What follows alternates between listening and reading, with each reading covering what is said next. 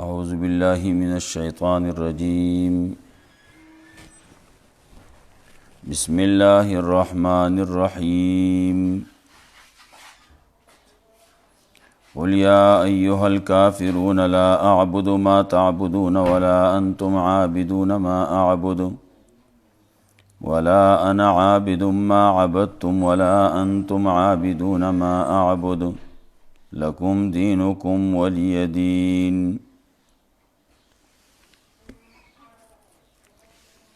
قرآن کریم ابتدانا شروع شو آخری دا سو سورتونه پاتی دی.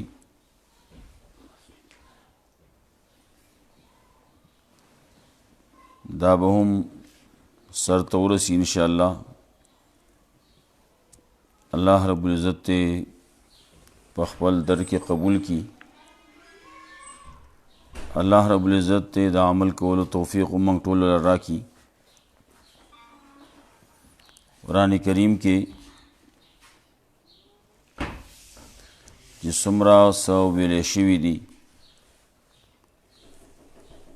څومره مسلې پکې مخې ته راغلي، الله دې په ټولو باندې عمل کولو توفیق راکړي.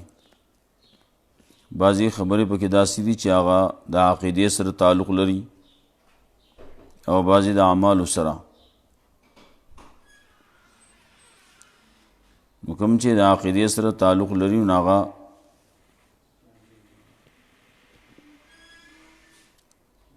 په عقیده کې ساتل، په هغې باندې یقین ساتل دا ضروري دي. ایمان لرل په هغې باندې ضروري دي. لکه د ټولو ناول سورت فاتحه ده او سورت فاتحه کې د ټولو ناولنۍ خبره مسله د توحید ده. توحید د الله د یووالي، چې د الله سره څوک شریک نشتی، نه په ذات کې څوک شریک شته او نه په صفاتو کې. دا عقیده چې یې او دا کلکه یې مضبوطه یي نو سړی مسلمان دی. لیکن کله چې یو سړي کې د هغه عقیده نه وي، په دې کې نورې خبرې مخې ته ځي راځي، نو هغه سړی بیا مسلمان نشي کېدی. عقیده، ایمان هغه کلک او مضبوط پکار دی. دیو جنا علماء لیکي چې کله یو سړی وایي زه مسلمان یم، نو ورسره انشاءالله به نه وایي چې زه انشاءالله کلک مسلمان یم یا زه کلک مسلمان یم انشاءالله. وایي انشاءالله کې د شک خبره پکې راځي. که الله وغواړي نو زه مسلمان یم، نو دا د شک د وجنا خبره، دا د مسلمان د ایمان سره نه پکار، بلکې دا وایي چې زه یقینا کلک مسلمان یم، زه مسلمان یم، بالکل په کلکه باندې په حق باندې مسلمان یم. بیا دویمه خبره د عقیدې سره چې تعلق لري نو هغه پیغمبر صلی الله علیه وسلم باندې ایمان دی. پیغمبر به مني، د الله منلی، د پیغمبر منلی، د قرآن کریم منلی، د دې تصدیق دی. په دې باندې ایمان دی. لکه څنګه چې مونږه آمنتو بالله و ملائکته و کتبه و رسوله دا مونږ وایو.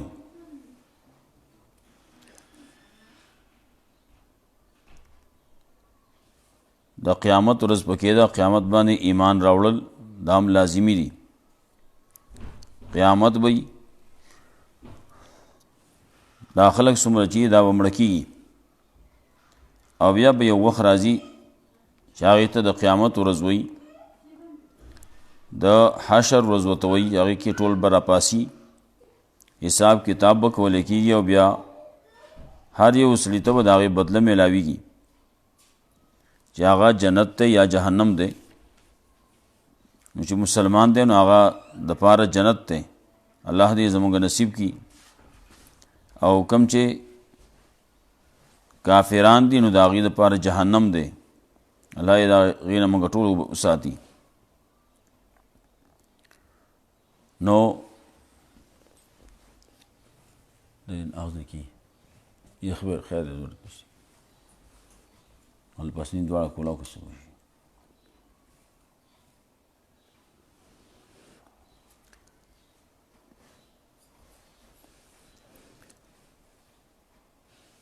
نو ایمان په الله باندې نو د الله رب العزت صفات الله لور کول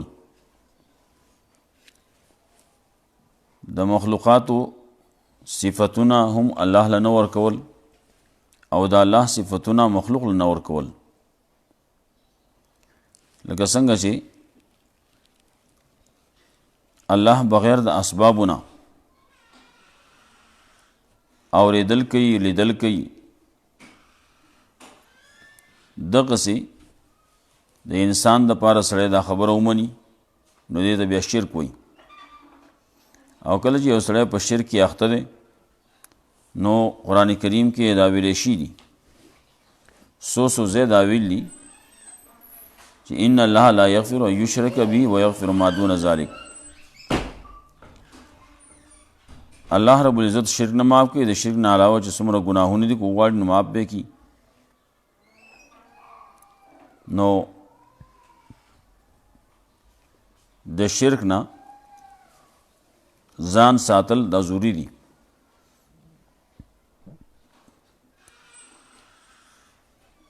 د شرک غټ قسمونه هغه یو شرک فی العلم دی. شرک فی العلم مطلب دا چې الله رب العزت عالم دی، هغه ته د هر څه پته ده. دغسې که دغه د علم دا صفت څوک راواخلي او د الله نه سوا بل د پاره وګڼي چې هغه ته هم پته شتي، هغه هم زما د حالاتو نه خبر دی، د زړه د حال نه خبر دی، زمونږ د کور د حالاتو نه خبر دی، ویلی شوي نه دي اواسې خبر دی. بعضې خلک د خپل پیر په باره کې، بعضې د پیریانو باره کې، بعضې دا کم چې ساحران جادوګر دي دغه پالکتون کې دي د هغوی په باره کې سړی دا ووایي چې هغه ته زمونږ په باره کې پته ده، زما په باره کې هغه ته معلومات شتي، هغه زما په حالاتو باندې خبر دی. نو دې ته شرک وایي.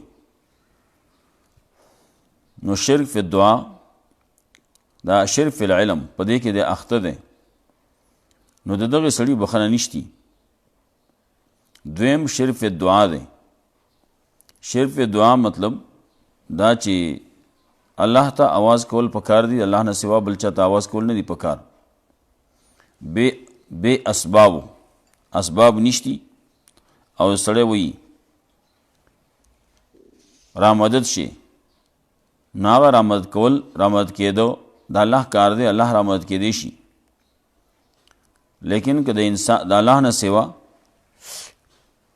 بل چا دپاره سړی دا ووایي چې هغه را مدد کېږي، هغه امداد کولی شي، هغه ماله فایده را کولی شي، هغه ماله نقصان را کولی شي، هغه ته موږ آواز کوو، هغه زما آواز اوري، نو دا سړی په شرک فی دعا کې اخته دی. نو چې څوک په دې شرک کې اخته دی نو د هغه دپاره هم بخښنه نشتی. بل دی شرک فی التصرف ورته وایي. شرک فی التصرف او شرک فی الاختیار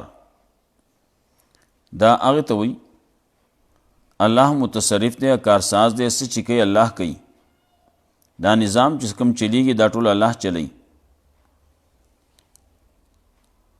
صحت راوستل، بیماری راوستل، بیماری لري کول، سړی مالدار کول، غریب کول، لوږه تنده راوستو او بیا په لوږه تنده د هغې مړولو، دا ټول دا د الله کارونه دي. هغه کارونه چې هغه د انسان دي، سړی انسان کولی شي. سړی ورته وایي راشه مال اوبه راکړه، راشه د پلانکې شی راواخله، دا ویسه، نو دا خو انسان کولی شي. لیکن یو سړی دی هغه انسان ته ما جوړ کا، نو دا خو اختیار او تصرف دا خو د الله کار دی. بیماری راوستل، بیماری لري کول، دا خو د الله کار دی. دیو جن که څوک په دغه کې اخته شو، د الله نه سوا بل چا په باره کې دا ویلی شي دا ټکر هغه رسول، دا بیماری هغه راوستل، لیونی کلی پلان کی دی. دارنګه جوړول شو،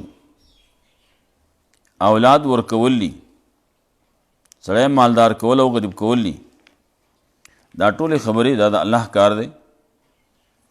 که د الله نه سوا د بل چا لپاره څوک دا ومني نو هغه په شرک اخته وي. نو د دغه سړي هم بخښنه نشته. څو پورې چې ته توبې نه ویستلي، توبه وویسته او د دغې عقیدې نه قلار شو، نو بیا خو د هغه الله رب العزت بخښنه کوي. لیکن چې توبې نه ویستلي او په دغه عمل کې په دغه عقیده کې دی لاړ، نو دی سیده جهنمی دی. دارنګه یو دی شرک فی العبادت. شرک فی العبادت دا دی چې د الله نه سوا د بل چا سره بندگی کوي، عبادت کوي. یو بدنی عبادت ته، یو مالی عبادت ته.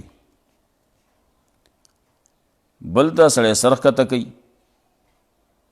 بل ته سړی سر په ښکته په ځمکه باندې ږدي، د بل هغه تعظیم کوي چې کوم د الله په کار دی. دارنګې بل دی، نو د هغه په نظر نیاز دا د الله کول پکاري، او دی کې د الله نه سوا د بل په نوم باندې د بل نظر نیاز کوي، د بل منښته کوي. که زما دا کار وشو، زه به د الله په نوم باندې دا 10 روپۍ 100 روپۍ به ورکوم، دا چرګ دی دا به ورکوم، یا پتیلا یو دیګ غلبه پخوم دا به ورکوم، د الله په نوم باندې. دا خو صحیح ده. لیکن که یو سړی دا ووایي که دا کار زما وشو، د پلانکي بابا په نوم باندې به زه چرګ به ورکوم، پراټې به ورکوم، وریجې به ورکوم، یو دیګ به ورکوم، یو غلاب به ورکوم، صادر دی جامه ده دا به ورکوم، نو دې ته شرک وایي. دارنګه یو سړی پیسې ورکوي، نو د الله نه سوا د بل په نوم باندې. کله کله دا بعضې ملنګان ګرځي هم، هغه وایي د بابا ملنګان یو د هغه په نوم باندې اصراح کوي. نو د الله په نوم باندې که یو سړی څه شی ورکوي، خو ټیک ده، خو که د بابا په نوم باندې ورکو، نو په دې باندې دا سړی مشرک شو، دې ته شرک وایي. او د دغې شرک په وجه باندې که تو توبه ونه ویسته او په دغه کې لاړ، نو سیده جهنم ته به ځي. الله رب العزت قرآن کریم کې سورت نساء کې دا خبره دوه ځای په یو قسم الفاظو باندې کوي. ان الله لا یغفر ان یشرک به ویغفر ما دون ذلک. الله رب العزت شرک چرته نه معاف کوي، د شرک نه علاوه د شرک نه ښکته ګناهونه که الله وغواړي معاف به کړي، لیکن شرک چرته نه معاف کوي.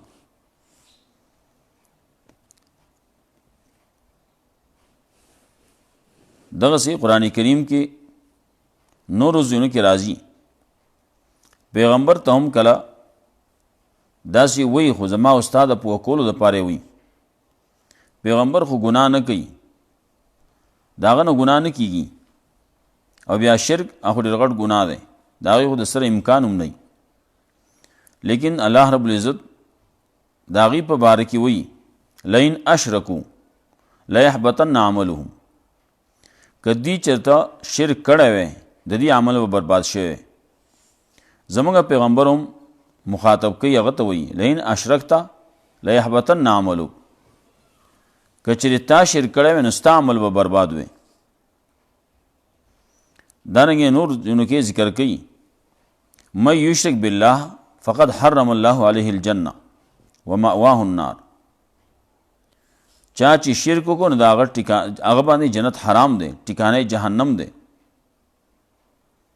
دارنګې کله وایي چا چې شرک وکړو، نو دته دومره نقصان میلاو شو، لکه من یشرک بالله فکأنما خر من السماء فتخطفه الطير او تهوي به الريح في مكان سحيق.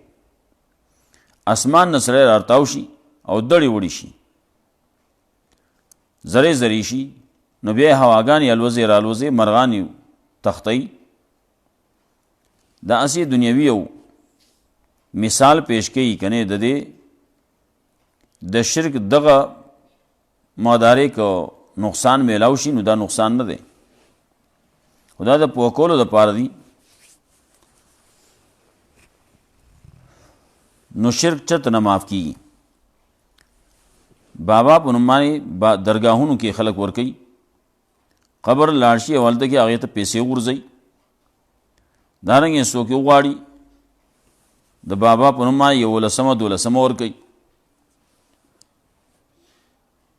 نو مخکې دا قصې ډېرې زیاتې اوس الحمدلله کمی شوي دي، لیکن بیا هم که څوک یې کوي نو دې ته شرک وایي، او د شرک سزا هغه قرآن کریم جهنم ذکر کړلی چې د هغې سزا جهنم دی، د هغه بخښنه نه کېږي، جنت په هغې باندې حرام دی. الله شرک چرته نه معاف کوي، د شرک نه علاوه نور ګناهونه دي که وغواړي معاف به کړي.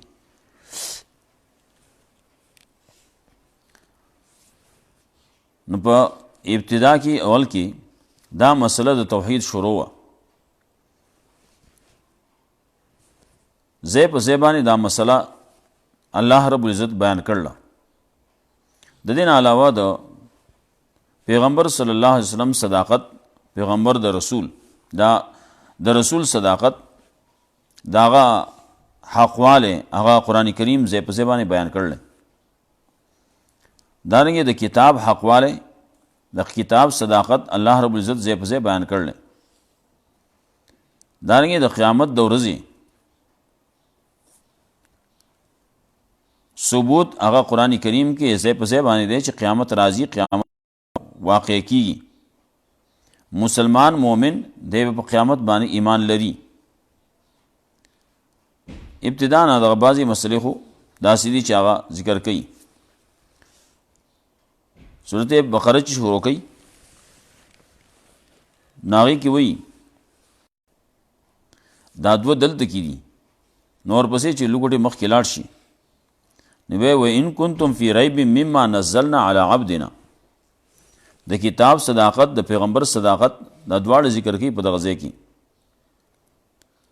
د پیغمبر رښتونه دی، کتاب د الله رښتونه دی. دا خبرې دا قرآن کریم کې الله ذکر کوي. دارنګه قرآن کریم چې کله ګوري سړی وایي نو په دې کې د حلال او د حرامو بحث دی. مرداره حرامه ده، وینه حرامه ده. انما حرم علیکم المیتة والدم ولحم الخنزیر، خنزیر دی دا حرام دی. دانیه ما اوهل لغیر الله به، هغه شی چې د الله نه سوا د بل نوم پې واغستی شي، دا د پلانکي بابا په نوم باندې، دا د هغه منښته ده، دا د هغه شکرانه ده، دغه شی چې دی نو دا حرام دی. دانګې بعضې محرمات نورم ذکر کوي چې رستو سړی صورت مائدې ته لاړ شي، منخنقه، موقوزه، متردیه، نطیحه وغیرہ. دانګې وان تستقسموا بالازلام، په غشو باندې خلک تقسیمول کوي، دا حرام دي. بعضې خلک لاټریانې کوي، لاټري ده نو حرامه ده. تقسیم په غش نه به بل لور کې نه په خپله خوري. نو حلال خوراک پکاري، حلال اغستل پکاري، او حلال خوراک پکاري، او حلال ورکول پکاري. نو د خوراکونو باره کې دغه تذکره کوي. نظر د الله پکار دی، نظر د غیر الله نه دی پکار چې د الله نه سوا د بل چا نظر و نیاز سړی کوي. دارنګې نورې مسلې په آیه کې هم ذکر کوي. بیا چې سړی صورت نساء کې ګوري نو په هغې کې حقونه دي د معاشري حقونه دي. معاشره کې کم چې د کور مسائل دي د هغې تذکره پکې هم صورت نساء کې راځي. دارنګه سورة بقره کې هم 18 احکام ذکر کوي. نو دغه احکامون علی النساء نارینه و مشرانی په نارینه باندې څوک ځان و مشر کوي نه. دارنګه د وروستو بیا د زنانو نورې مسلې ذکر کوي. ځان سوداګانې په خپله کو دا د شریعت نه خلاف دي. ښځه به په کور کې ناستې نو دا سړی که څه وړل راوړلي نو دا سړی به کوي، سودا کولی نو دا سړی به کوي. دا نه چې ښځه دې ګرځي بازارونو کې او د پردو سړو سره دې دا خبرې کوي او هغې سره دې دا بیې کوي، اغستل خرڅول دې د سړو سره کوي. دغه شی ناروا دی، دا معاشره خرابوي. سورة النساء الله رب العزت را لګل دی دپاره چې په دې کې د مخکې نه زنانو باندې ظلم به کېدو. نو الله رب العزت سورة النساء راولېږه دې دپاره چې ښځو باندې چې کوم ظلمونه کوله کېده هغه لرې شي. یو سړي ته که دا معلومات نه وي نو دا معلومات پکار دی چې سړی وکړي. د جاهلیت د رسول الله دور چې په هغې کې د ښځې څه مقام و، په هغې کې د ښځې مقام داسې و لکه د څاروي. د څاروي ویام ښه و. کله یو خبره به دا کېده چې دا بیماره وه نو دا به بهر وه، کله د بلۍ د لاندې شپه کړي، کله په چوپال کې شپه کړي، کله یو ځای کې شپه کړي، کله بل ځای کې شپه کړي. تر دې پورې چې د دې سره لاس لګولو د خلک تیار نه و. دین چې کله راغی، اسلام راغی، نو ښځې د هغې مقام نه د حیوانیت نه راوویسته او د انسان په سب کې ودروله. دې له یو مقام ورکو. نو یو مقام ډېر د دې مقامونه هغه جدا جدا دي. یو مقام یې د مور دی. نو وی فرمایل چې د مور د قدمونو د لاندې جنت دی. د مور حقونه یې ذکر کړه چې د مور حق دی. د مور حق هغه په څه طریقې باندې ادا کیږي نه. د پلار حق ذکر کړه. نو وی فرمایل چې د پلار حق دی، د الله رضا د پلار پر رضا کې ده، د الله ناراضتیا د پلار په ناراضتیا کې ده. دارنګه ښځه هغه کله یو پکې د ښځېوالۍ او د خاوندوالۍ حیثیت دی. دارنګه نور دي بیا ترورانی دي. د پلار د طرف نه ترور ده، د مور د طرف نه ترور ده. دارنګه وریرې پکې دي، خورزې پکې دي، بیا پکې نوسۍ دي. د دې ټولو ځان ځانله حیثیتونه دي، ځان له د دې مقام دی. نو ښځه د هغه ځای نه راوویسته نو دې له یو حیثیت یې ورکو، یو مقام یې وله ورکو. خلک خبره کوي وایي تا باندې خو دومره د الله رحم دی چې ته خو وایي موټې موټې خاورې اخلې خولې ته اچوي. مطلب دا تعالی شکر کول پکار دی. زنانو له خو شکریا ادا کول پکار دی. بیا رسول الله صلی الله علیه وسلم فرمایل چې یوه ښځه ده نو هغه چې کله د الله حکم ادا کوي، مونځ کوي، 5 ټیمه مونځ کوي، ایمان یې راوړلی، مسلمانه ده، کم چې د الله رب العزت د طرف نه احکام په دې باندې لازي هغه کوي. نو عام طور باندې د ورځې احکامات چې دي نو هغه د مانځه دي. روژه دا خو په کال کې یو پیرې ده، نو دا خو په کال کې یو پیرې دی. حج که راځي نو حج په عمر کې یو پیرې دی. نو خو د ټول چا هر چا دپاره نه دي. زکات هم په هر چا باندې نشتي. بیا حج دی نو هغه هم په چا باندې نشتی. روجه ده نو روجه په کال کې یو پیرې ده او د خپل خاون اطاعت کوي بس دا به جنت ته ځي. نو په دنیا کې که څوک جنتی ښځه لیدل غواړي نه د دغه وګوري چې هغه 15 ټیمه خپل لمونځ کوي او د خپل خاون اطاعت کوي. دارنګه د ښځې باره کې رسول الله صلی الله علیه وسلم فرمایلیو کچره ما حکم کوله انسانانو کې چې انسانان دي انسانانو ته سجده کوي نو ما به حکم کړو ښځو ته چې هغه د خپل خاوندانو ته سجده کوي.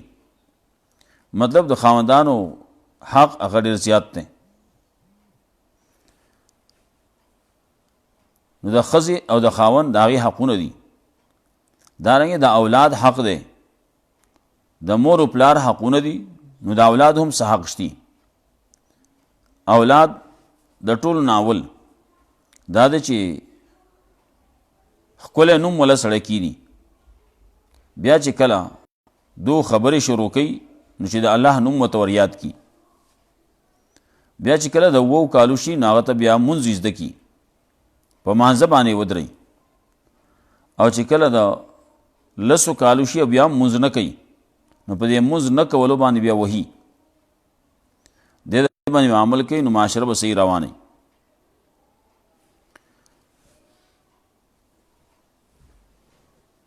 دغسې مخې ته چې کله لاړ شي صورت نور راځي نو په صورت نور کې بیا د زنانو د ستر د پردې خبرې دي. ستر به د چا نه کوي د هغې تذکره صورت نور کې دارنګه صورت احزاب کې الله رب العزت کړل. او خاص کر ښځو باره کې دا ویلي چې هغې ته قرآن کریم کې صورت نور دی صورت احزاب دی دا ورته زده کوي. دې دپاره چې دا د خپل حق وپېژني، د ستر او د پردې حق وپېژني. څوک کور ته راتلی شي څوک نشي راتلی دا وپېژني او د هغې مطابق بیا عمل کوي. سړو دپاره ویلې پردې کورونو ته به نه ځي. کله چې تاسو یو ځای ته لاړ شئ هلته کې سلام به کوئ، اجازت به اخلئ. اجازت میلاو شو دننه راځه نو دننه وتلی شي، اجازت میلاو نه شو نو واپس کیږئ. دارنګې بیا نارینهو ته حکم دی چې خپل نظر او زنانو ته بیا حکم دی چې دی د خپل نظر ښکته ساتي، دو د پردو نارینهو ته نه ګوري. دا پردې او خپل دا څوک دي هغې باره کې صفا آسان خبره دا ده د چا سره چې په دنیا کې نکاح کېدی شي نو هغه پردی دی، او چې په دنیا کې داسې وخت نشي راتلی چې هغې کې د ښځې او د هغې سړي نکاح وشي نو دا خپل دی، دغه خپل دی، پلار خپل دی، رور خپل دی، تره خپل دی، ماما خپل دی. د هغې تذکره قرآن کریم کړله. دارنګې وراره دی او خوریی دی. نو کم خلکو سره چې نکاح کېدی شي وس لیور دی نو لیور سره نکاح کېدی شي چې نکاح کېدی شي نو دی پردی دی. دارنګې د پلار خپل دي چې د پلار خپل نږدې خپل چې هغه رور دی د هغه سره نکاح کېدی شي نو دی پردی دی. د ده نه به ستر او پردی، لیکن بعضې وخت کې ستر او پرده داسې چې هغه مختصري یو کور دی نو په هغې کې وتل ننوتل د سړو د رونو هغه یي. نو دې وجې نه هغه پرده لکه څنګه چې بهر پردی سړی دی د هغه نه چې څنګه ستره پرده ده د ده دپاره دومره نه ده، لیکن بیا هم ستر او پرده شته یوازې به ورسره دغسې زیات مخامخ کېږي به ورته نه. نو چې د خاوند د رور سره دا مسله ده نو چې کم د دغې خاوند نور خپلوان دي نو د هغو نه خو خبره بیا په طریقې اولا لرې ده، چې هغو لرې خپل یا به د تره زامني یا به نور داسې خپلواني، نو هغه لرې خپلوان دي.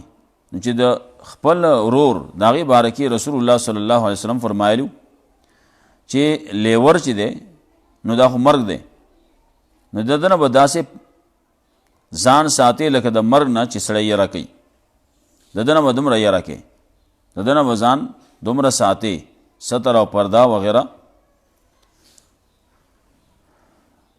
که رور مخې راشي کور ته راځي نو که یو سړی ته یوه زنانه ورندار هغه ته په خیر ووایي بیا دې ځي خپل خپل ځای ته ځي خپلو کمرو ته دې ځي، مخامخ دې نه کیني، مخامخ دې ورته زیات تلل راتلل نه کوي، هغې سره ګپ شپ لګول وغیره دا دې نه کوي. دا د زنانو باره کې زنانو دپاره ښه چې دی نو هغه خپل کور دی. فاطمه رضی الله تعالی عنها وه، نو کله چې هغې د وفات کېدو وخت نږدې شو نو خپل خاوند ته وی چې ما به د شپې خښه کوي، زما جنازه چې د کوره وباسئ نو دا به د شپې وباسئ. وی ولې؟ وی زما دا بهر صادر هغه دومره فاطمه رضی الله تعالی عنها هغه دومره کوشش کوي، دومره خبره کوي، د ستر د پردې خبره کوي. نو موږ له هم که هغه شانتې نه شو کولی نو څه نه څه خو کولی شو که نه، چې موږ څه نه څه پرده ستر چې کوم صورت نور کې موږ ته ذکر دي. ابن مسعود رضی الله تعالی عنہ د هغه نه روایت ته وایي چې غټ پړوني خلک ځان باندې ښځې ځان باندې را اچوي نو به څنګه را اچوي؟ نو هغه وایي چې یوه سترګه به ښکاري، ښۍ سترګه یا ګسه سترګه به ښکاري چې په هغې مې ځان لار سې کوي، او دا چې وځي د کوره نو په ضرورت د وجې نه به وځي، که ضرورت د وجې نه نه وي هسې غم دی او ښادي ده او یو څه دي او بل څه دي، دا ګڼ کارونه دي، هغې دپاره د زنانو وتل دا نه دي په کار. او بیا خاص کر اوس په دې دور کې چې ګورې نو کله به روانې نو درګاهونو له ځي، قبرونو له به روانې، زیارتونو له ځي، او یا بازارونو کې ګرځي، بازارونو ته ځي. نو چا تپوس وکړو چې دا چې د کوره وځي نو دې باندې به سر نه ای که به نه ای؟ رسول الله صلی الله علیه وسلم فرمایل چې معذورتون لا معجورتون، دې باندې به ګناهونو پیټه پې تړلی کېږي، د ثواب مواب دره کې نه لګي، دې ته به ثواب میلاویږي، نه نه ثواب پې نشتي، دې ته به ګناهونه میلاویږي چې دا د بازارونو دپاره یو څه بل څیزونو دپاره د روان دي. دارنګې رسول الله صلی الله علیه وسلم فرمایلو دوه قسمه، یو قسم سړي دي چې هغه خلکو باندې ظلمونه کوي، صنفان من اهل النار لم ارهما قوم معهم سیات کاذناب البقر یضربون بها الناس، لاس دي نو دا جهنمیانی خزانه دي. دارنګه مائلات ممیلات، حدیث کے راضی کاسیات عاریات مائلات ممیلات، هغه زنانه چې هغه ځان لم په سر کې کږې لارې وباسي او نورو لم کږې لارې وباسي، خپلو کشرانو له هم کږې لارې وباسي. شریعت کې دا دی چې لار چې وباسي نو هغه بالکل په منځ باندې وباسي. دارنګې مائلات ممیلات چې دي نارینهو ته مایل کیږي او نارینه ځان ته مایل کوي. او رؤوسهن کاسنمة البخت المائله، او د دې سرونه داسې لکه څنګه چې د بختی اوخ دی د هغې د هغه قوبونه راکاږي، قوبونه د سر نه د اوخ قوب جوړ کړلی. دغه زنانه رسول الله صلی الله علیه وسلم فرمایل چې دا جهنمیانی دي. لم ارهما وی معنی دي. رسول الله صلی الله علیه وسلم فرمایل لا يدخلن الجنة ولا يجدن ريحها، دی به جنت ته نه ځي، د جنت بوی به هم په دې باندې نه لګي او د جنت بوی چې دی هغه محسوس کیږي. نو د یو کال په مزل باندې یو کال جنت ته پاتې دی څومره دومره مزل د هغې نه خوشبو او محسوس کیږي، لیکن دی به د یو کال په مزل نه هم ډیر زیات لري. دارنګه رسول الله صلی الله علیه وسلم لعنت ویل په هغه زنانو باندې چې هغه خپل ویښتو کې نور ویښته ملاوي.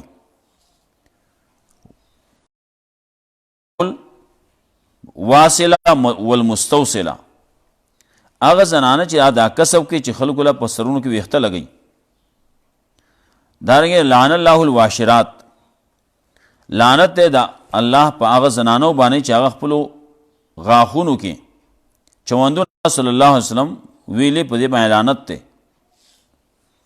دارنګه په هغه ښځې چې هغه المتنمسات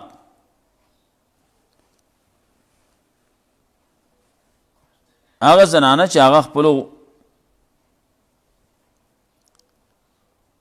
خپل بدن کې داغونه کوي، خالونه لګي یا په بدن کې لیکل کوي، لیکل پکې وکړي او هغه څه شی پکې ولیکي، څه شی پکې جوړ کړي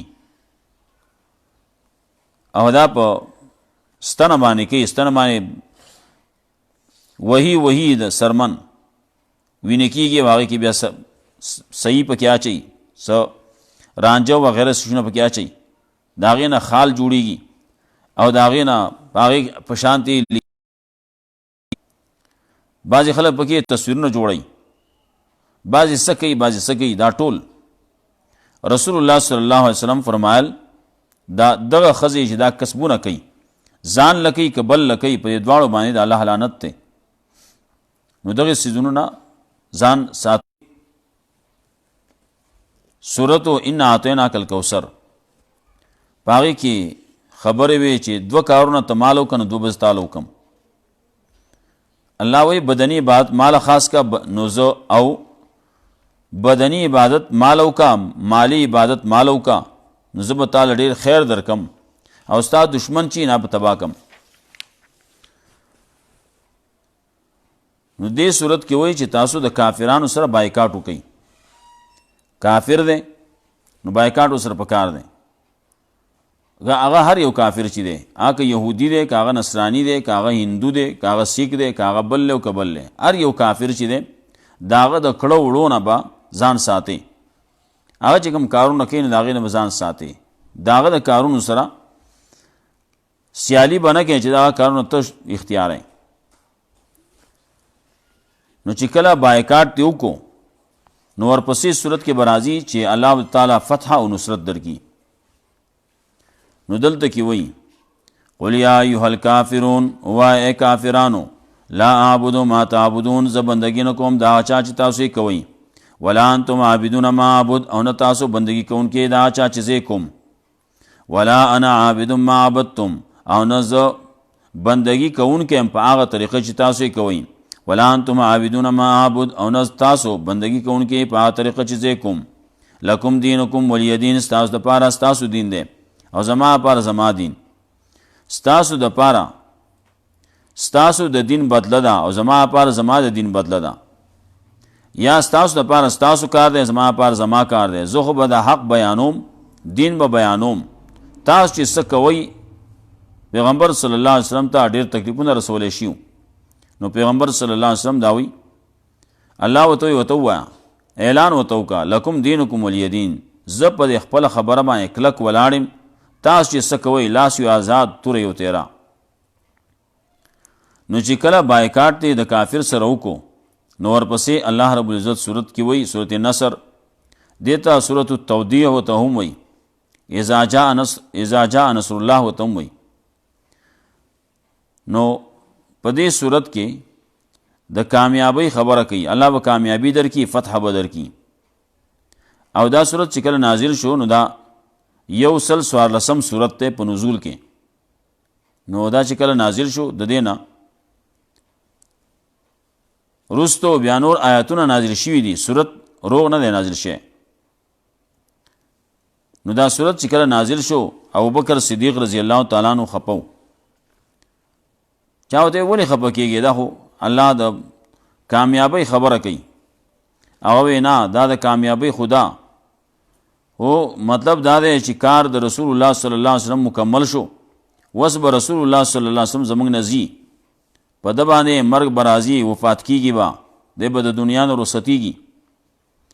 نو د دنیا نه رخصتېدل دا خو یقیني خبر ده چې څومره د چا سره مینه محبت زیاتی نو امر پې خفه کېږي. خپلوان څوک مړه شي نو سړی پې خفه کېږي. پیغمبر صلی الله علیه وسلم د پلار نه، د مور نه، د خپل اولاد نه، د خپل ځان نه هغه زیات محبوب دی، زیات خوږ دی. نو پیغمبر صلی الله علیه وسلم به رخصتېږي نو ځکه خفه و. لیکن دا خفګان صرف په زړه کې پکار دی. کله بدن باندې د هغې اثر وشي، په ظاهر باندې د هغه نه سترګو نه اوښکې بهیږي. لیکن بعضې وخت کې زموږ زنانه هغه داسې چې صبر نشي کولی، جړا پر یاد دا پکې زیاتی، زړه ډېر نری، نو هغه چغې وباسي. بعضې پکې جامې شلی، ویښته شو کوي، خپل مخ په سپېړو باندې وي. نو رسول الله صلی الله علیه وسلم فرمایل لیس منا، دغه سړی زما امتی نه دی د سره چې من ضرب الخدود، چې خپل مخ وهي، مخ په سپېړو باندې وهي، او دا زما امتی نه دی، مسلمان نه دی دا. وشق الجیوب، خپل جامې شلی، ودعا بدعوى الجاهلیه، او د جاهلیت اوازونه کوي. کله یو شان आवाज کوي، کله بل شان. هغه اوازونه کوي چې هغه د اسلام اوازونه نه وي. جړا ده، د سترګو نه اوښکې بهېدل، دانګې ویر چې کوم څه ته وایي هغه ویر به نه کوي. دلته یو خلک ویر کوي، ته خو د مرګ لایق نه وي، او ته خو داسې وي، او ته خو داسې وي، دا لګیایي. دغه خبرې دا ټولې د بېدینۍ خبرې دي. پیغمبر صلی الله علیه وسلم فرمایل دغه سړی دا زما امتی نه دی چې داسې کارونه کوي. نو اذا جاء نصر الله والفتح، کله چې راشي امداد د الله او فتح، ورأیت الناس، ان به خلق لرا يدخلون فی دین الله افواجا، چې داخليږي وا په دین د الله کې ډلې ډلې. فسبح بحمد ربک واستغفره، نو تسبیح بیانوا د خپل رب د حمد سره، واستغفره، بخنه طلب کو د الله نه. انه کان توابا، یقینا الله توبه قبلونکې، الله توبه قبلونکې دی، نو ستا توبه به قبلوي. دلته وایي فسبح بحمد ربک واستغفره، درې خبرې کې دا ته کوه. نو تسبیح وایه، د الله پاکی بیانوه، د الله حمد وایه، دارنګې استغفار وایه. نو استغفار رسول الله صلی الله علیه وسلم به هم وی موږ ته هم وایي چې تاسو استغفار وایه. دا بعضې ذکرونه دي، دا پکاري. استغفار چې سړی وایي په ورځ کې 100 پیرې وایي یا 200 پیرې وایي، سهار 100 پیرې، ماښام کې 100 پیرې. رسول الله صلی الله علیه وسلم فرمایل د بعضو کارونو دپاره د زړه د پریشانۍ دپاره علاج دا دی چې استغفار ووایه. رسول الله صلی الله علیه وسلم فرمایل زه کله په زړه باندې بوج مې راشي، هغه بوج زما زړه نه لرې کړي. نو دا د زړه دپاره علاج دی چې سړی استغفار کوي. نو فسبح بحمد ربک واستغفره، استغفار وایه. پیغمبر صلی الله علیه وسلم خو بخلی شوی، هغه خو معصوم و. منګه ګناهګار خلک یو، نو موږ له پکار دی چې موږ استغفار وایو، څومره چې ډېر کولی کېږي وایو. دارنګې کلمه طیبه موږ دا وایو، لا اله الا الله، لا اله الا الله، دا وایو 100 پیرې، سهار او ماښام وایو، استغفار وایو. دارنګې درود شریف وایو. درود شریف چې یو سړی وایي، رسول الله صلی الله علیه وسلم فرمایل چې یو سړی یو پیرې درود وایي، الله رب العزت په 10 رحمتونه کوي. نو ځان په دې باندې عادت کول پکار دي. زمونږ په ژبه سبحان الله، الحمدلله، د الله نوم، الله اکبر، دارنګه استغفار، درود شریف، دا زمونږ جبه په دې باندې لمدی، هر وخت دا وایو. په دې کې تسبیح ته ضرورت نشته چې دا وسو پیروي بیا نه سره ګرځي را ګرځي په خول کوي، یو سکی بل سکی فار دی وای. سورۃ المسد، سورۃ لهب وتم وای، سورۃ تبت وتم وای. فتح او کامیابی سي د دشمن تباہی. نو دې کې د ابو لهب د تباہی تذکرہ ده. ابو لهب د رسول الله صلی الله علیه وسلم اگرچه تریو، لیکن په مسله کې په مسلمانۍ کې غټ دشمن یو. رسول الله صلی الله علیه وسلم چې کله خبره شروع کړه او صفا ډیرکۍ باندې خلق راجمع کړیو، خلکو ته خبره وکړه چې تاسو ته یو خبره کوم، تاسو به ومنئ او یا بالکل منو. اوږده خبره ده. نو آخر کې رسول الله صلی الله علیه وسلم ته دا کلمه پیش کړه چې دا کلمه ووایئ، دا ومنئ، لا اله الا الله، قولوا لا اله الا الله تفلحوا. او خلکو لا اله الا الله ووایئ، کامیاب بشئ. نو په دې کې د ټول نه مخکې دی راپاسېد، تره دی. اگرچه د پیغمبر صلی الله علیه وسلم په پیدایش باندې دو وینځم آزاده کړوا، خوشحالي کړوا، لیکن هغې ولا دلته کې چې کله د پیغمبر صلی الله علیه وسلم د میشن د پیغمبرۍ پای کې رکاوټ جوړیږي، راپاسېدو، وی تبا لک لهذا جماعتنا، وی تبا شي دې دپاره دې موږ را جمع کړیو، لاس وهي تبا شو. قیامت کې هم د هغې د تباهۍ تذکره کوي. تبت یدا ابي لهب وتب، تبا شو دواړه لاسونه د ابو لهب او تبا شو ټول. یا دا چې موږ ته هم یو سبق راکوي چې تاسو دا سوای خیرې تاسو کوئ د الله نه غواړئ که نه. تبت یدا ابي لهب وتب، تبا دې شي دواړه لاسونه د ابو لهب او تبا دې شي ټول. ما اغنى عنه ماله وما کسب، هېڅ فایده ور نه کړه دله د ده مال او هغه چې کم کسب یې کړلی. سی چې کم کسب یې کړلی هغې ول هم فایده ور نه کړه. وینځ یې ازاده کړه وه، هغې ول فایده ور نه کړه.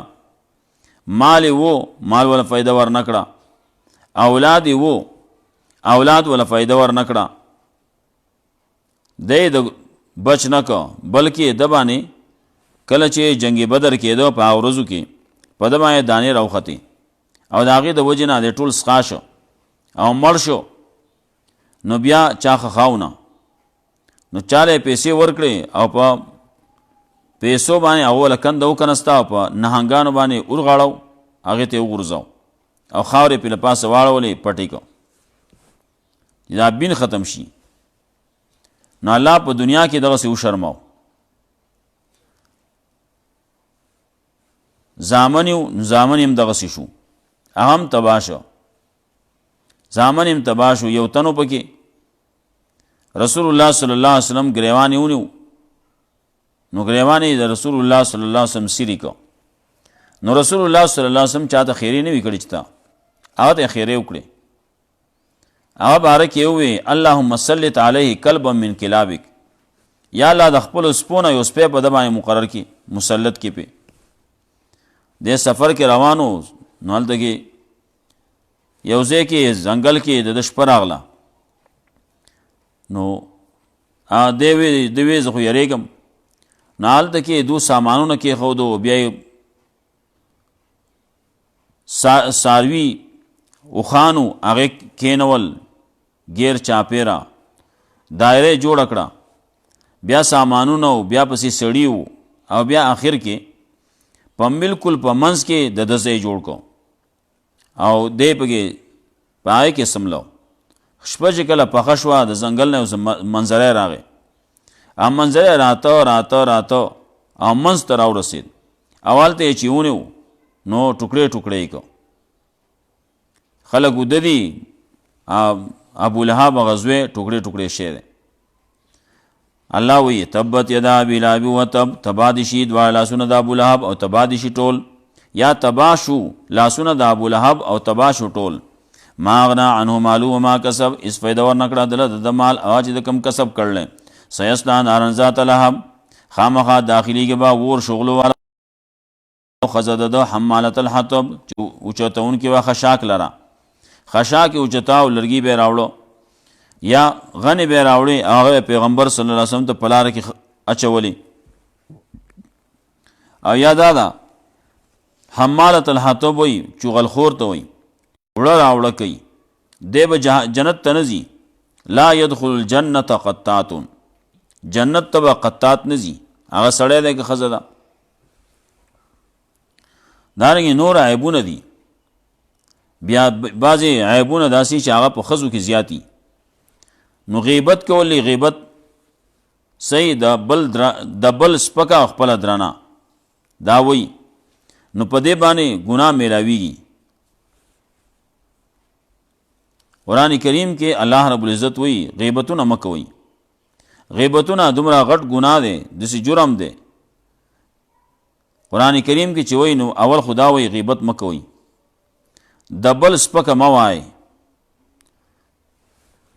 نو قرآن کریم وی ایحب احدکم ان یاکل لحم اخیه میتا فکرهتموه تاسو کې یو تن دا خوښئ چې د خپل مړ رور غوښې دې وخوري نو دا خو تاسو بد ګڼئ نو چې دا بد ګڼئ نو د غیبت نه ځان ساتئ غیبت د دغې نه ډېر غټ ګناه دی ټولو ګناهونو کې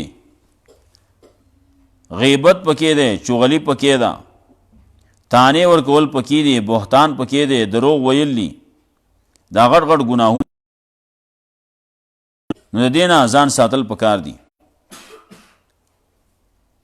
غیبت بعضې خلک وایي دا چل پکې شته که نه چل پکې شته خو ته به نه وی دا کم چل چې پکې شتي پیغمبر صلی الله علیه وسلم ته چا ته تپوس وکړو وی چې یو کار په سړي کا ما یکرهو ستا د خپل رور تذکره هغه تذکره کول چې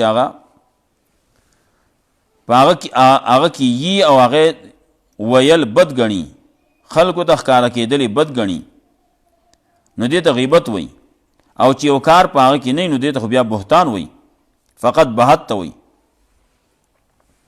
نو امراتو حمالة الحطب ښځه د هغه چې اوچتونکي ده خشاک لره خشاک اوچتې په دنیا کې په دې طریقې باندې وامري هغه شانتې وشوه سرلاڼي دا کړوال غنی او لرګي راغستي او سرلاڼي راله مرۍ ته او په هغې باندې تیزندي شوه مړه شوه جهنم کې به هم د دې دغه کار یي دغه شی به غاړې ته اچولی فی جیدها حبل من مسد په مرۍ د دې کې به رسۍ د وور یا د پټو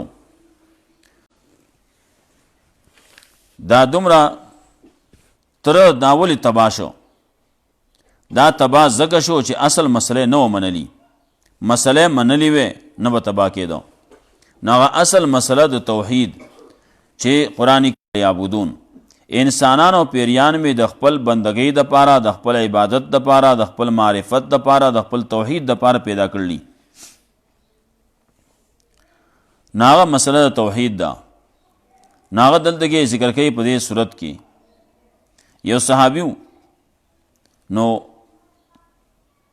د دې صورت سره د هغه مینه وه دا صورت به ډېر وي کله چې هغه مړ شو نو رسول الله صلی الله علیه وسلم په هغه ځای کې نه نو جبریل السلام ورته خبر ورکو چې پلان کې صحابي مړلی معاویه نوم یې و د پلار نوم یې هم معاویه و هغه مړلی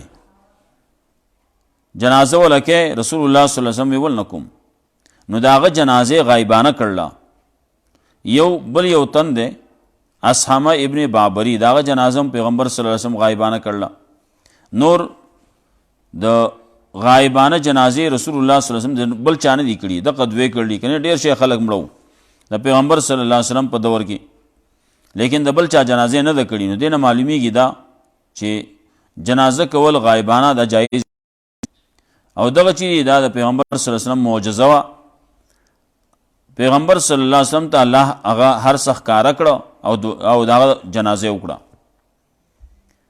نو د دغه سړي جنازه چې کېده نو دا دې وجې نه چې د قل هو الله احد سره د هغه مینه وه قل هو الله احد لم یلد ولم یولد نه الله د الله څوک نایب شته نه د الله څوک نه الله د چا نایب دی یا نه د الله څوک نازولی شته او نه الله د چا نازولی دی ولم یکن له کفوا احد، او نشته د الله سره برابر په یو صفت کې یو تن، په یو صفت کې هم د الله سره څوک برابر نشتی. ورپسې دا 2 سورتونه دي.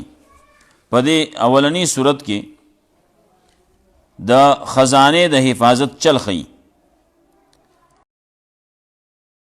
نازل شو په هغه وخت باندې چې کله د رسول الله صلی الله علیه وسلم باندې سحر کړی شو، نو سحر په وشو نو روشینوم دا آیاتونه دی وی نو الله رب العزت به داغه نه سحر ختمي، جادو به ختمي. دا نه چې خلک رواني کې چته دي پلان کی پیر سے بزو، پلان کی مولا سے پسیزو، کوډګر پسیزو، عامل پسیزو، هغه پسې چې نو سړی خرابېږي. پیغمبر صلی الله علیه وسلم وی دا سړی ما چې سره اوللی نو د هغې نه انکار وکړو، په هغې باندې کافر شو. دارنګې دا خبره کوي چې یو سړی پالکتون کې لاړ، بل خلک پال ګوري، پالکتون کې لاړ او د هغه تصدیق یې وکړو چې او تا صحیح وې، تا ښه وې، نو سلوې خورزې د دې سړي مونځ نه قبلېږي. نو دې وجې نه ځان ساتل پکار دی، نه کوډګرو پسې جادوګرو پسې دې پسې تلل نه پکار. په خپله باندې قرآن کریم آیاتونه سړی وی او ځان په قرآن کریم آیاتونه ځان باندې ځان پیدموي، خپل ماشومان پیدموي، بل مرضی د څوک مریضي هغه پیدموي. نو قل اعوذ برب الفلق، دا 2 سورتونه سړی چې کله سملی نو دا دی وی او ځان دې په دم کی یا لاس باندې دم کی او لاس خپل بدن باندې راکاږي څومره چې په اسانۍ سره لاس رسی. او سحر او ماخام دې سړی دا دعا وی، آیت الکرسی دی وی او بسم الله اسمی شین فی الارض ولا فی السماء وهو السمیع العلیم دا دی وی. د باندې به جادو وغیرہ دا شیزونه په اثر نه کوي. نو موږ دغه نه کوو نو خبر ورانه شي. په کور کې ډنګ ټکوري شیطانانو ته راځي، کور کې شیطانی اثرات جوړ شي، نو چې ډنګ ټکورانانی نو شیطانی اثر پکې بیا. نو په کار دا چې زموږ دغه کم چې شیطانی اثرات په څه باندې راځي چې هغه زموږ په کورونو کې نه وي. دغه ډنګ ټکور دی دا دی نه وي. دارنګې دغه کنسل ویل دي، بدردي دي، سپکې سپورې دي، غیبتونه دي، دا دی نه وي. نو بیا به دا خبرې نه راځي. نو قل اعوذ برب الفلق، وایا پناه غواړم په رب د سبا، من شر ما خلق، د شر د هغه نه چې پیدا کړي دي، ومن شر غاسق اذا وقب، او د شر د تیرې نه کله چې خوره شي، تیره خوره شي نو د هغې د شر نه موزي زناور راوځي، دارنګې کوډګر جادوګر دام راوځي، دی چې جادو کوي نو په دغه وخت شپې کې کوي. ومن شر النفاثات فی العقد، او د شر د هغې پوکو وهونکو نه په غوټو کې چې په غوټو کې پوکي ورکوي، غوټې ورکوي، بندونه تړي، الله ته موږ ساتي. ومن شر النفاثات فی العقد، او د شر د هغه پوکو وهونکو نه په غوټو کې، یا د شر د هغې پروپیګنډو کوونکو نه په مجالسو کې. ومن شر حاسد اذا حسد، او د شر د حسد کوونکو نه کله چې حسد کوي. حسد لکه څنګه چې ور خشاک سیزي دغسې حسد باندې نیکیان یې سیزلی کېږي. نو حسد چا سره نه دی پکار، هغو سره دنیوي څیزونه دي، ساز و سامان دی، موږ سره نشتی. حسد ورسره کې دو سره ولې راغی، سړي سره گاډی دی دا ورسره ولې راغی، پریج وکره دی دا ولې راغی، پلانکی شی دی دا ولې راغی. دا حسد چې کوي نو په دې باندې د دې خپل ځان خپل زړه خوري او بل ګناهونه یې سوځي. قل اعوذ برب الناس، دې ځکه د انسان درې منزله ښیي. انسان باندې حالات راځي، کله یو حالي، کله بلی، کله بلی، او الله باندې حالات نه راځي. قل اعوذ برب الناس، وایا پناه غواړم په رب د خلکو، ملک الناس بادشاہ د خلکو، واقدار او اختیارمند د خلکو، الہ الناس حاجت روا د خلکو، من شر الوسواس الخناس، د شر د وسوسې اچونکي پټ نه، وسوسې اچي او پټیږي. الذي يوسوس في صدور الناس، اچ وسوسې اچي په سینو د خلکو کې، من الجنة والناس، د جناتو نه کې د انسانانو نه. بعضې انسانانی هغه وسوسې اچي هلکه پلان کې ته داسې ووې پلان کې داسې ووې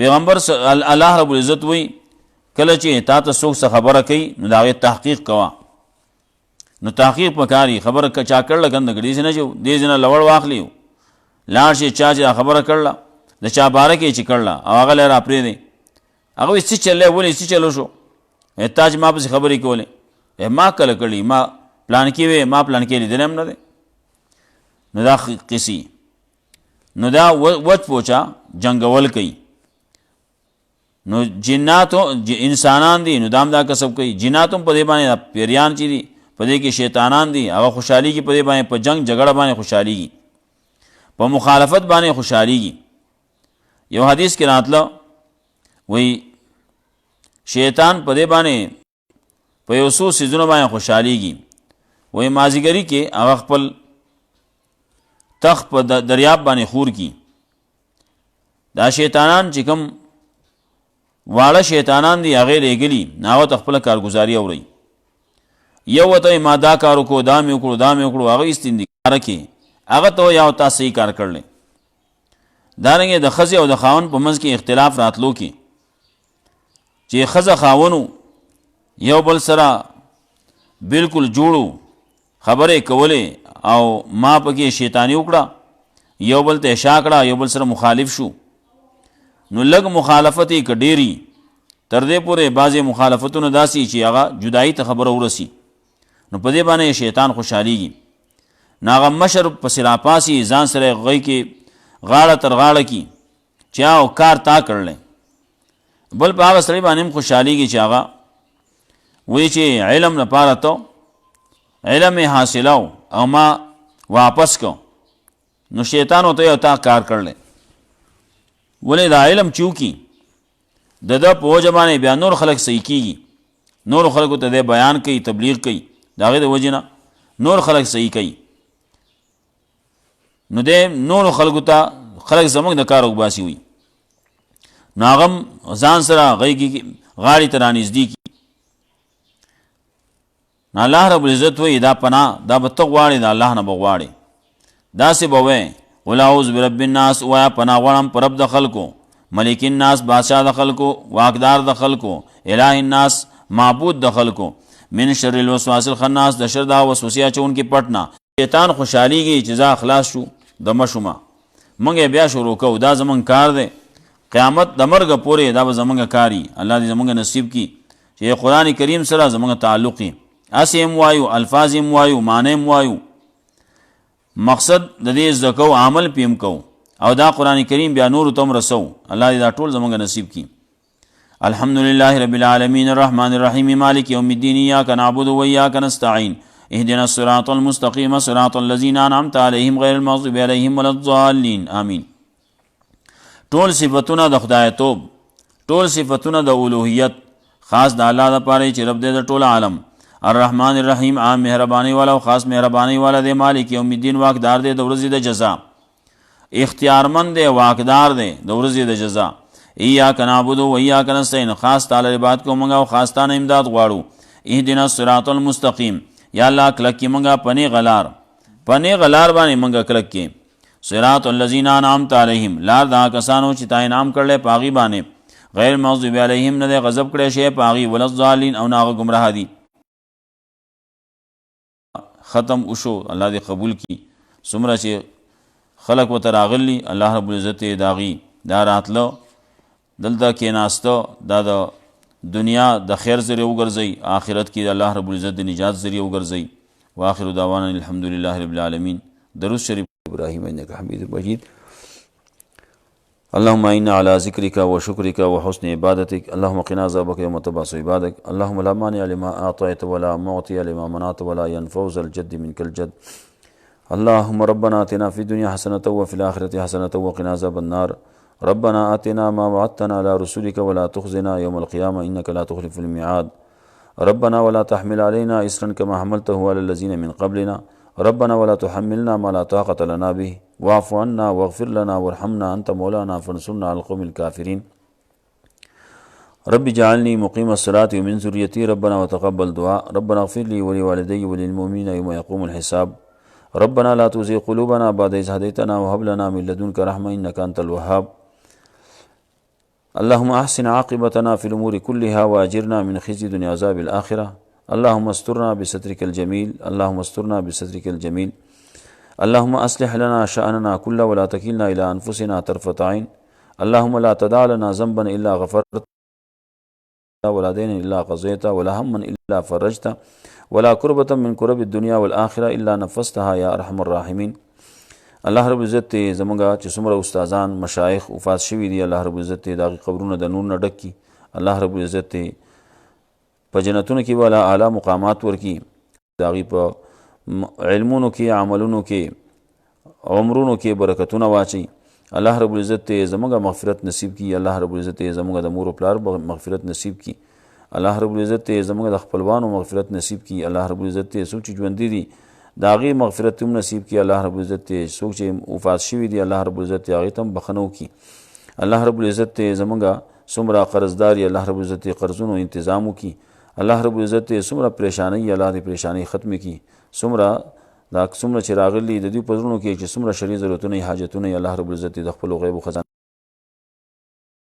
زمونږه ځوانان دي که زمونږه مشران دي که زمونږه واړه دي الله رب العزت دینداره کړي الله رب العزت د منځونو پابند جوړ کړي څومره چې نارینه دي الله رب العزت د جماعت سره د منځ کولو توفیق ورکړي څومره چې زنانه دي هغه دي الله رب العزت په کور کې د مدارسو حفاظت وکړي مدارسو کې چې څومره کمی څومره د هغې ضرورتونه الله رب العزت د خپلو غیبو خزانونه پوره کړي الله رب العزت د مراکزو د مساجدو د مراکزو د مدارسو د ټولو حفاظت وکړي د مساجدو حفاظت دی الله وکړي الله رب العزت د حرمینو شریفینو حفاظت وکړي هلته کې د تلو الله رب العزت زمونږه بار بار د تلو توفیق موږ ته نصیب کړي الله رب العزت زمونږ د ملک پاکستان حفاظت وکړي الله رب العزت زمونږه په دې علاقه باندې د امن صادر خور کړي الله رب العزت څومره مسلمانان چې لګیا دي د دین خدمت کوي په هر ځای کې چې څومره ضرورتونه دي موږ له د دعا چلوم نه راځي الله رب العزت څومره چې زمونږ ضرورتونه دي الله ته معلوم دي الله دې د خپلو غیبو خزانونه پوره کړي اللهم انا نسألك من خير ما سألك منه نبيك ورسولك محمد صلى الله عليه وسلم ونعوذ بك من شر ما استعاذك منه نبيك ورسولك محمد صلى الله عليه وسلم ربنا آتنا ما وعدتنا على رسولك ولا تخزنا يوم القيامة إنك لا تخلف الميعاد ربنا آتنا ما وعدتنا على رسولك ولا تخزنا يوم القيامة إنك لا تخلف الميعاد ربنا آتنا في الدنيا حسنة وفي الآخرة حسنة وقنا عذاب النار وصلى الله تعالى على خير خلقه محمد وآله وأصحابه أجمعين د بعضې خلک پکې بیماران دي د هغې دپاره پکې هم دعا وکړي الله رب العزت ولا چا د بیمارۍ درخواستونه کړي چا څوک دلته کې دي او که څوک نورو ځایونو کې دي زموږ خپلوانو رشته دارانو کې دي الله رب العزت صحت کامله عاجله مستمره د دین صحت ولا ورکړي الله رب العزت جوړ وساتي او کله چې الله رب العزت موږ د خپل د دې دنیا نه موږ بیا